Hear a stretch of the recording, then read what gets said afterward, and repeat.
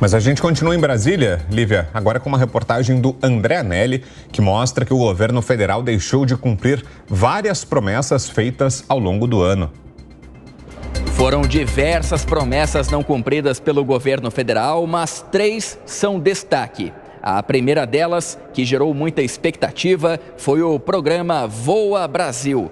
Anunciado em março deste ano pelo então ministro de Portos e Aeroportos, Márcio França, o programa teria o objetivo de baratear as passagens aéreas com promessa de bilhetes a R$ 200 para determinados grupos da sociedade, como estudantes e aposentados. Na última segunda-feira, no entanto, o atual ministro Silvio Costa Filho convocou uma coletiva de imprensa e disse que o Voa Brasil vai ficar só para 2024. Outra promessa ainda não cumprida foi um acordo sobre direitos trabalhistas entre associações de motoristas e entregadores e representantes de plataformas como Uber e iFood. Um grupo de trabalho foi formado para discutir o tema, mas não conseguiu chegar a um consenso entre as partes envolvidas. E a terceira promessa, entre aquelas que não foram cumpridas, ainda está a de zerar a fila do INSS.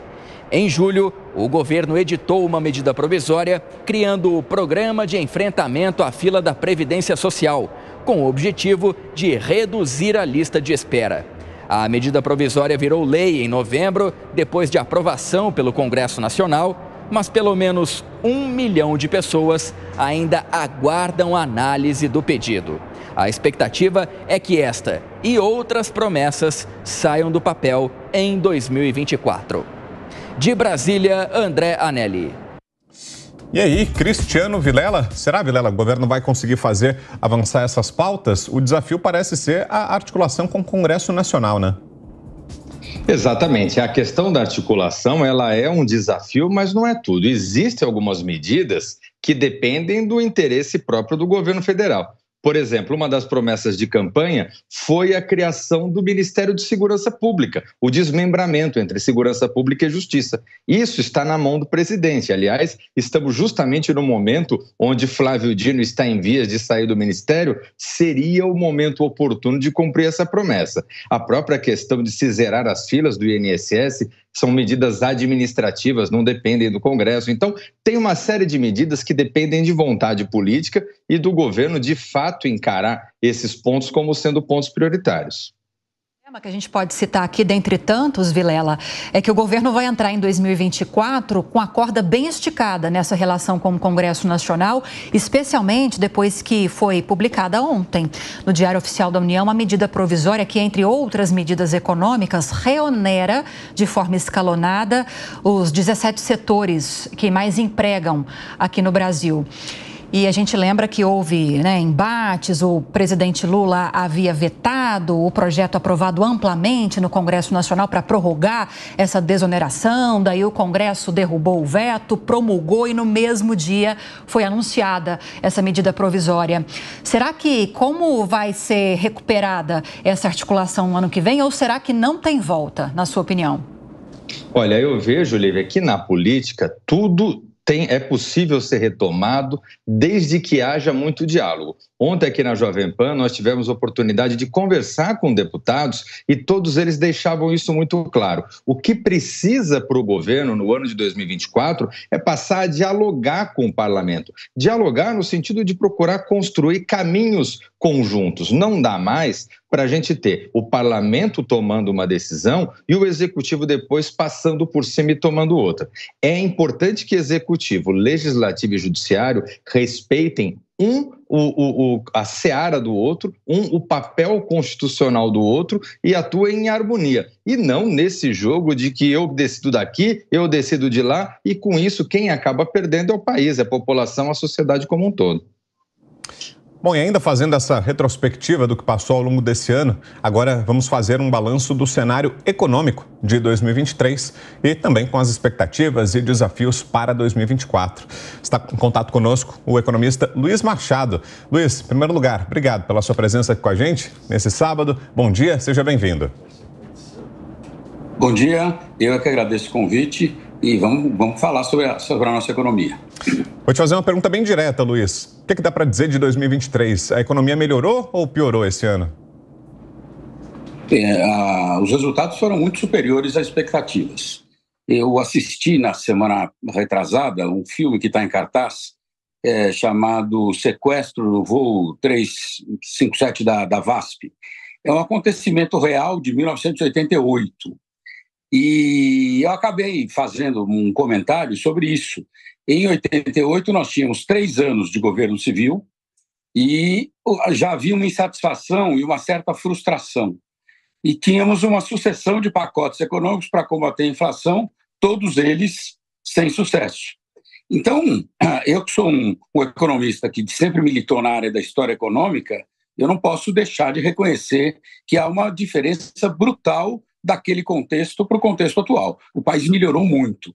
Vamos partir para uma análise mais curta.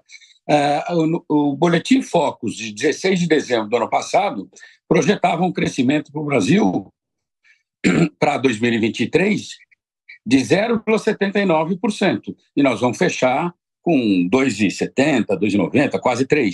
Então, muito melhor do que a expectativa. Você pode falar, mas o Brasil pode crescer mais do que isso. Quem sabe? Talvez o potencial de crescimento seja maior, mas é muito melhor o resultado final comparativamente ao que era esperado há um ano atrás pelo Boletim Focus, que é hoje uma referência em termos de previsões para praticamente todos os analistas econômicos. Agora, Luiz, uma das grandes discussões que movimentaram Brasília neste ano foi a questão da mudança na regra fiscal, que se consolidou. A gente termina 2023 e vai começar o ano que vem com uma discussão sobre a necessidade de reavaliar os gastos tributários. Quando foi anunciada pelo Haddad essa medida provisória que eu citei agora há pouco com o Vilela, o nosso comentarista, de reonerar esses setores hoje desonerados, 17 setores da economia, de forma gradual, de forma escalonada, o Haddad disse que nos últimos anos os gastos tributários passaram de 2% para 6% do PIB. Como essa discussão deve avançar no ano que vem, no momento em que há um tensionamento ainda maior entre Congresso e governo? Lívia, sua colocação é perfeita. Eu acho que, apesar dos resultados mais favoráveis em relação ao que se esperava um ano atrás, e vai além do crescimento do PIB, a inflação está num número bastante satisfatório, nós continuamos tendo umas reservas muito positivas, a Bolsa está no pico histórico, o dólar está caindo, o que reflete uma valorização da moeda nacional, ou seja, são todos indicadores positivos. Agora, não dá para descuidar e precisa continuar de olho nos governantes, porque a grande ameaça, o grande fantasma que está por trás disso é você voltar a ter gastos muito exagerados, nos 3 níveis. Isso é uma ameaça que não pode se transformar numa realidade. Então, eu tenho certeza que o governo trabalha com uma disputa lá dentro. O Lula nunca negou para ninguém que o negócio dele é gastar. O Haddad tem feito uma contraparte importante. Se isso não for narrativa, se não for jogo para a plateia, é bom que ele continue nessa postura, porque na economia você leva muito tempo para construir um cenário sólido, mas para derrubar esse cenário sólido é muito rápido e nós temos exemplos disso muito claros, não apenas no Brasil, como na nossa vizinha Argentina. Eu lembro que na época da Dilma, sem nenhuma pandemia, sem nenhuma crise internacional, ela conseguiu 2 anos sucessivos de crescimento negativo de 3,5%. Por quê? Por causa de falta de controle nos gastos e uma política macroeconômica desastrada. Luiz, e só para fechar, rapidamente, queria uma análise sua sobre o cenário do mercado financeiro. Essa semana tivemos recordes sendo batidos na Bolsa, o dólar caiu bastante nas últimas semanas, teve dias de alta, mas está num patamar bem menor do que se esperava, como você mesmo falou, está abaixo dos R$5. Vai continuar assim ano que vem? Eu gostei porque o quadro imediatamente anterior foi sobre a meteorologia. O Eduardo Janetti dizia que a meteorologia é o consolo dos economistas. Só que os meteorologistas estão acertando cada vez mais. E previsão econômica é uma verdadeira loucura. Ainda mais quando se trata de mercado, que é um negócio extremamente sensível. Ele está atento a cada movimento que ocorre, tanto aqui como lá fora. Então, garantir manutenção de estabilidade é muito difícil. Agora, eu acho que as projeções, sobretudo da Focus, da MB, para o crescimento do ano que vem, são muito baixas. Elas estão por volta de 1,5% na Focus, a MB Associados 1,7%. Eu acho que não há razão para o país crescer tão pouco, embora reconheça a ameaça do plano fiscal.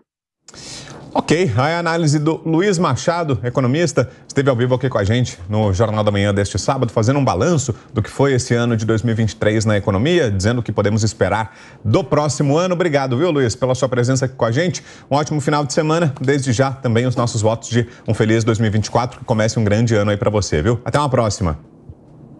Até uma próxima e também um grande ano para todos vocês. Obrigado.